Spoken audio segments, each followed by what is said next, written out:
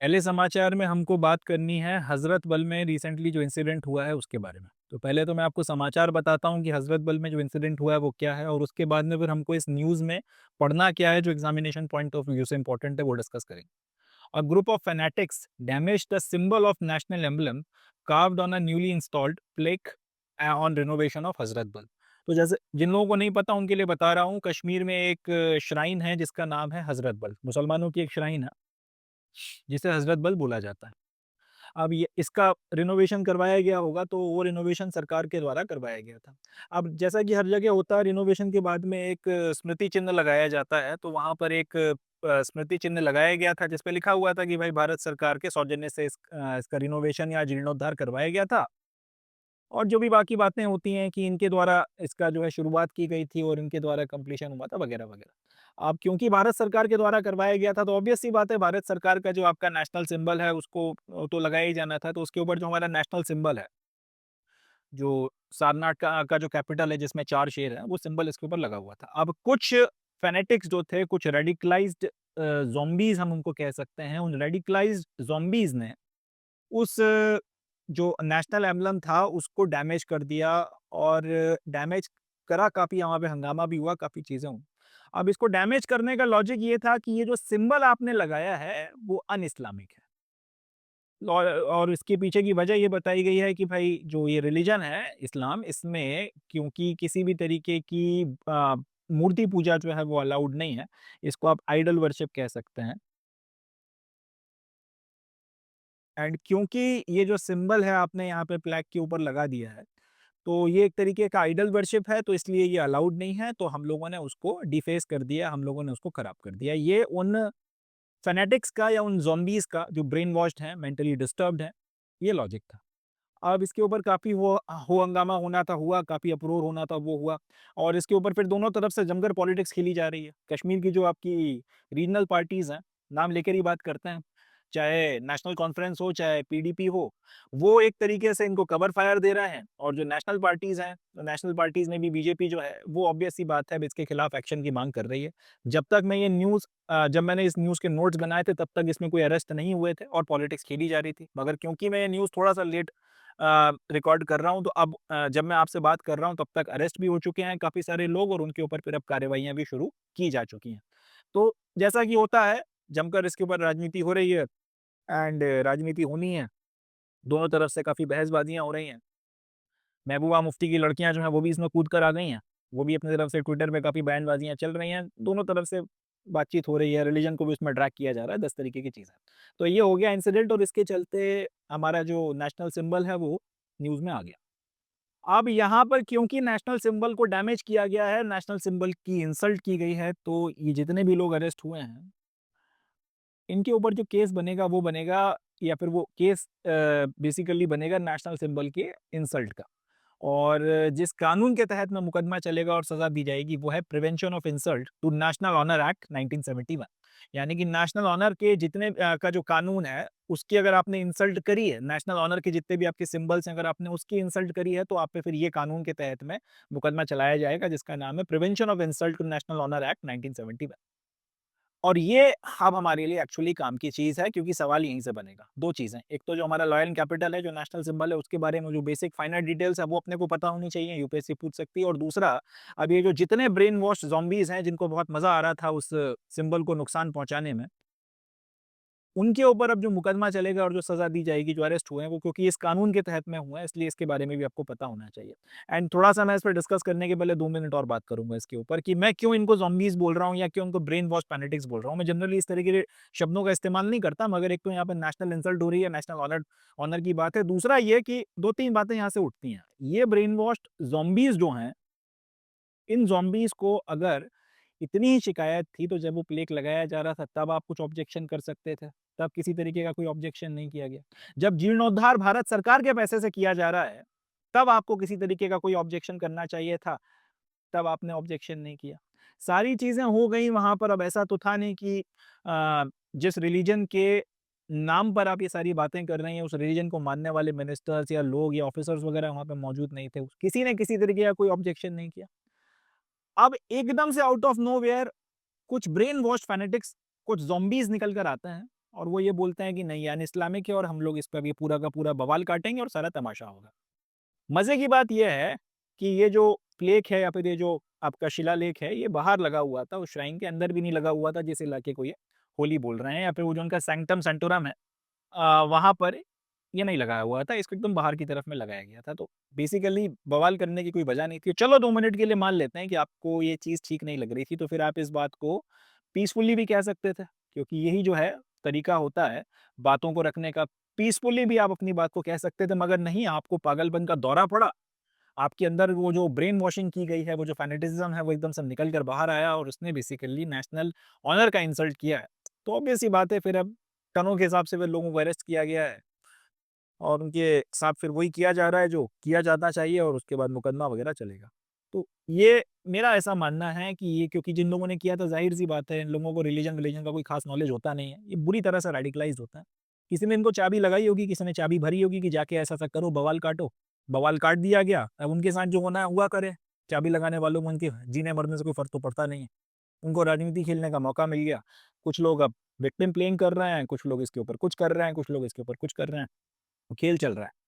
पर पॉइंट ये है कि मुझे थोड़ा मैं आहत हूँ इस बात से, क्योंकि नेशनल ऑनर का इंसल्ट हुआ है और इस तरीके की ज़ॉम्बीज़ के हाथों जब देश का गौरव कहीं न कहीं अपमानित होता है, तो तकलीफ़ तो होती है। बहरहाल उम्मीद यही है कि अथॉरिटीज़ के ऊपर सख्त से सख्त कार्रवाई करेंगी और जिन्होंने ये हरकतें करी हैं, उनके साथ तो ख़ैर जो होगा सो होगा, मगर जिन्होंने ये करवाई हैं उन तक भी पहुँचा जाएगा और उनके खिलाफ भी कुछ कार्रवाई की जाएगी। ये इसी बात की उम्मीद यहाँ से की जा सकती है।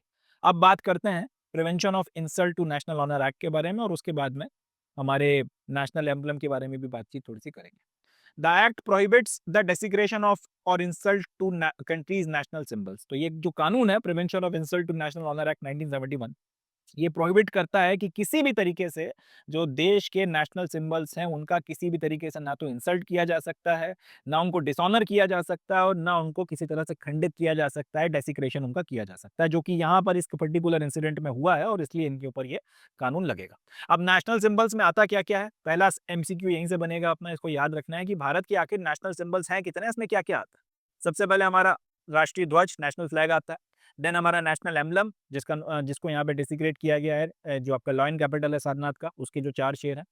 तीसरा हमारा नेशनल एंथम है, चौथा नेशनल मोटो है, फिर कॉन्स्टिट्यूशन है और मैप ऑफ इंडिया। अगर इनके साथ में किसी भी तरीके की किसी ने कोई छेड़खानी करी, कोई इंसल्ट करी, कोई डेसिग्रेशन किया, तो उसके ऊपर फिर ये कानून लगता है और ज सज़ा होती है, तो फिर या तो आपको 3 साल के लिए जेल में डाला जाएगा, 3 साल का इम्प्रिजनमेंट होगा या फिर आपको फाइन देना पड़ेगा, या फिर दोनों चीज़ें हो सकती हैं कि 3 साल की या 1 से लेके 0 से लेके 3 साल के बीच में कुछ सज़ा हो जाए और साथ ही साथ आपके ऊपर फाइन लगाया जाए। तो ये जो है यहाँ से आप ये पर्टिकुलर कानून का वायलेशन करने पर या किसी नेशनल सिंबल का इंसल्ट या डेसिग्रेशन करने पर ये चीज़ होती है। याद रखना है, इस बात को याद रखना है।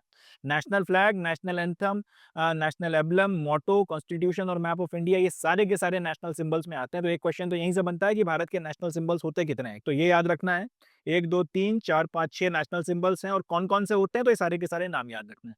एंड अगर आपने इनमें से किसी का भी डेसिग्रेशन किया, इंसल्ट करी, इनके साथ में अगर डिसरिस्पेक्ट करी, आप डिसऑनर किया, तो फिर उस केस में क्या होता है? उस केस में prevention of insult to national honour act 1971 लगता है और लग गया तो या तो 3 साल के लिए जेल जाओगे या फाइन भरोगे या फिर दोनों चीज़ें जो हैं आपके साथ में की जा सकती हैं, ये भी अपने को याद रखना है। चलें, अब नेशनल एम्बलम की बात कर लेते हैं। नेशनल एम्बलम के बारे में अब हम लोग थोड़ा-सा डिस्कस करेंगे।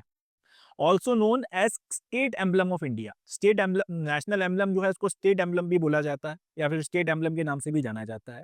इसकी वजह यह है कि भारत सरकार के जितने आपके ऑफिशियल जो भी आपके कार्यक्रम होते हैं, कन्वर्सेशंस होते हैं, डीलिंग्स होती हैं, हर जगह पर इसका इस्तेमाल किया जाता है। तो भारत सरकार जो है वो इसका इस्तेमाल करती है, स्टेट गवर्नमेंट इसका यूज़ करती हैं और जितने भी आपकी गवर्नमेंट एजेंसीज होती हैं वो इसका इस्तेमाल करती हैं।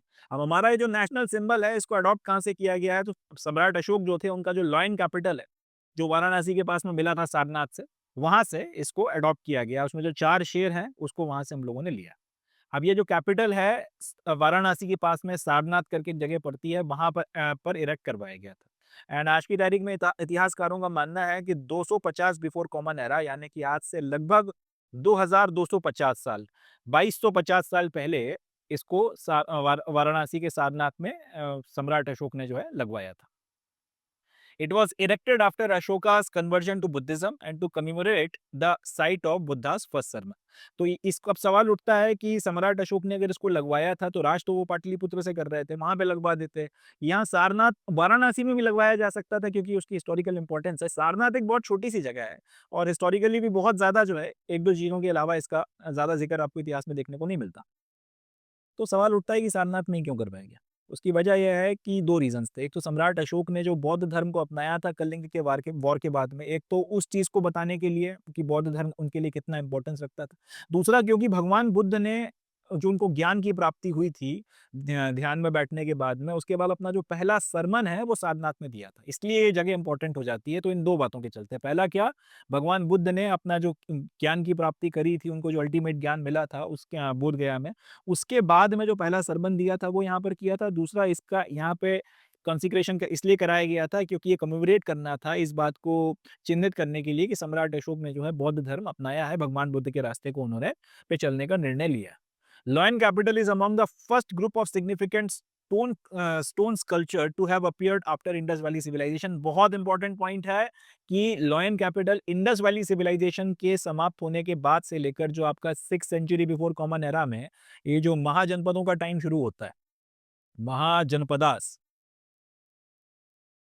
महाजनपदों का जो टाइम शुरू होता है, उसके बाद में पहली बार कोई इस तरीके का जो है आपका सिग्निफिकेंट स्टोन स्कल्पचर आपको मिला था। इंडस वैली सिविलाइजेशन में तो काफी सारे स्टोन के स्कल्पचर्स मिले थे।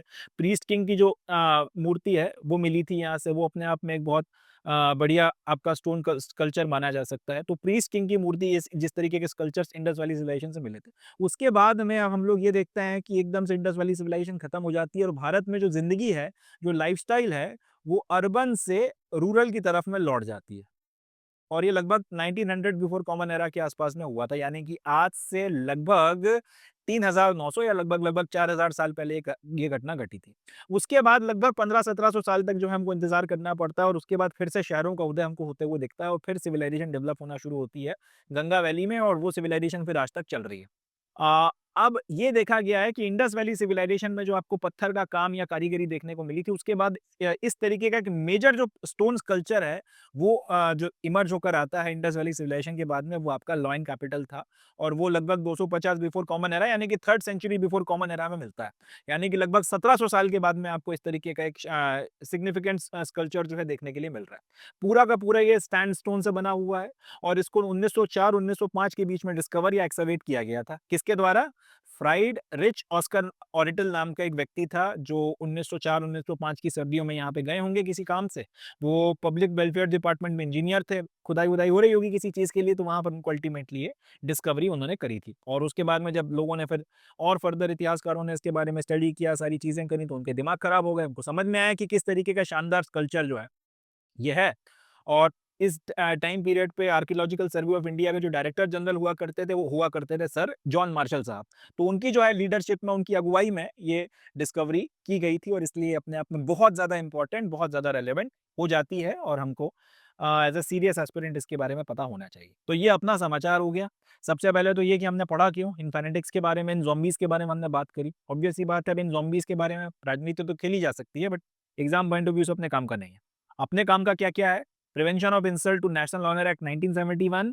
इसके तहत में अगर आपने देश के किसी भी नेशनल सिंबल का का अगर आप डेसिग्रेशन या इंसल्ट करते हो तो 3 साल की सजा या फाइन होता है, या दोनों चीजें हो सकती हैं। पहला तो ये। दूसरा जो यहाँ से क्वेश्चन बनता है कि नेशनल सिंबल्स क्या-क्या होता है। भारत का जो आपका फ्लैग है, एम्बलम हो गया, एंथम हो गया, मोटो हो गया, कॉन्स्टिट्यूशन हो गया और मैप ऑफ इंडिया हो गया। ये जो है सारे के सारे आपके नेशनल सिंबल्स में की कैटेगरी में आते हैं। एमसीक्यू पूछा जा सकता है कि इनमें से कौन-कौन से नेशनल सिंबल्स हैं और कौन-कौन से नहीं हैं, तो एक तो ये आपको याद रखना है।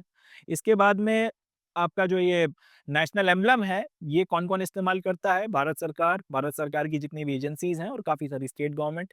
हम लोगों ने अपना एक कहाँ से अडॉप्ट किया है? लॉयन कैपिटल ऑफ अशोका, जो सारनाथ के पास से मिला जो सारनाथ से मिला था वाराणसी के पास 250 बिफोर कॉमन एरा में। किसने बनवाया था? सम्राट अशोक ने बनवा के लगवाया था 2 चीज़ों के चलते। पहला तो ये कि सारनाथ वो जगह है जहाँ पे भगवान बुद्ध ने अपना पहला सरमन दिया था, और दूसरा सम्राट अशोक ने बौद्ध धर्म को अपनाया था, तो उस चीज़ को कमेमोरेट करने के लिए इसको यहाँ पर इरेक्ट करवाया गया था। ये इसलिए भी इम्पोर्टेंट हो जाता है, इंडस वैली सिविलाइजेशन के बाद में पहला मेजर स्टोन स्कल्पचर, स्टोन के ऊपर बनाई गई कोई आकृति, कोई आप कह सकते हैं बेहतरीन आर्ट जो है वो आपको इंडस वैली सिविलाइजेशन के डिक्लाइन के लगभग 1700 साल के बाद इस टाइम पीरियड में देखने को मिलती है। पूरा का पूरा सैंडस्टोन से बना हुआ है। ये इंपॉर्टेंट है। फ्रायड रिच ऑस्कर नाम के और ऑस्कर ऑरिटल नाम के एक व्यक्ति ने 1904-1905 की सर्दियों के बीच में खोजा था, जो पब्लिक वेलफेयर डिपार्टमेंट के एक इंजीनियर हुआ करते थे। एंड इस जमाने में आर्कियोलॉजिकल सर्वे ऑफ इंडिया के डायरेक्टर हुआ करते थे सर जॉन मार्शल। तो ये कुछ बातें हैं जो अपने को यहाँ से याद रखनी है। यहाँ से एमसीक्यूज बनेंगे और ज़रूर बनेंगे। ये सवाल यहाँ से पूछा जाएगा आर्ट्स एंड कल्चर में, आप देख लीजिएगा। तो एज़ अ सीरियस एस्पिरेंट जिस जो भी आप एग्जामिनेशन की तैयारी कर रहे हैं, ये स्लाइड आप लोगों के काम की है। यहाँ से क्वेश्चन बनेंगे, अच्छे से इसको आपने प्रिपेयर करना है। चलें, that's it from this news. Next news देखते हैं।